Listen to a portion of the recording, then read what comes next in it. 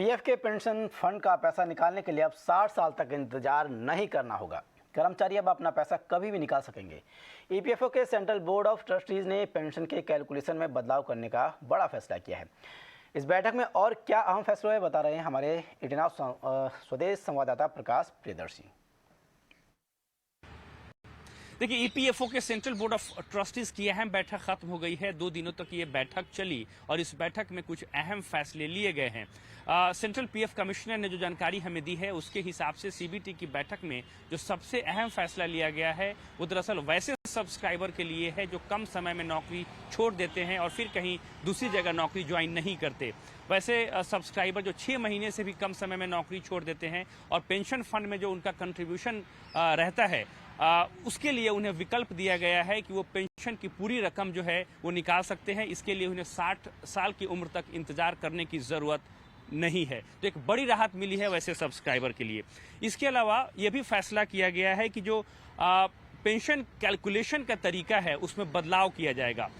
मौजूदा तरीके के हिसाब से जो पेंशन कैलकुलेशन है वो 35 साल के पीरियड के हिसाब से कैलकुलेट होता है, लेकिन वैसे सब्सक्राइबर जिनका जो सर्विस पीरियड है वो 35 साल से ज़्यादा है उनको दिक्कतें आ रही थी, कैलकुलेशन में दिक्कतें आ रही थी। इस बात को ध्यान में रखते हुए ईपीएफओ ने फैसला किया है कि अब इस समय सीमा को 35 साल से बढ़ाकर 42 साल तक कर दिया जाएगा। इसका मतलब ये हुआ कि अगर आप 18 साल की उम्र में नौकरी ज्वाइन करते हैं और 60 साल तक नौकरी करते हैं, उसी हिसाब से आपके पेंशन का कैलकुलेशन जो है वो किया जाएगा, आपको इसमें फायदा होगा।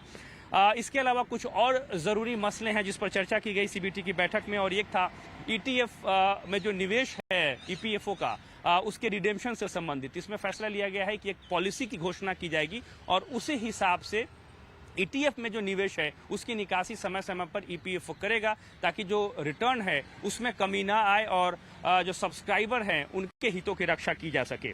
साथ ही साथ जहां तक ईपीएफओ का जो फंड है उसका इक्विटी में निवेश का सवाल है, इस वक्त अधिकतम सीमा 15% है। उस मसले पर भी चर्चा हुई बैठक में, लेकिन कोई फैसला नहीं लिया गया। इस बात पर सहमति बनी कि फिलहाल इसको 15% से बढ़ाकर 20% नहीं किया जाएगा। इस वक्त ईपीएफओ का जो निवेश है इक्विटी में सिर्फ 10% है, लिहाजा रणनीति ये बनी है कि पहले इसे 15% का जो लेवल है उस तक ले जाया जाएगा, उसके बाद आगे की रणनीति जो है वो तैयार की जाएगी। जहां तक न्यूनतम पेंशन का सवाल है जो कि 1000 रुपए है, इस मसले पर भी चर्चा की गई कि इसको बढ़ाया जाना चाहिए क्योंकि महंगाई काफी बड़ी है, लेकिन इस पर कोई फैसला नहीं हुआ। हालांकि कंसल्टेशन की जो प्रक्रिया है वो एक बार फिर से शुरू कर दी गई है।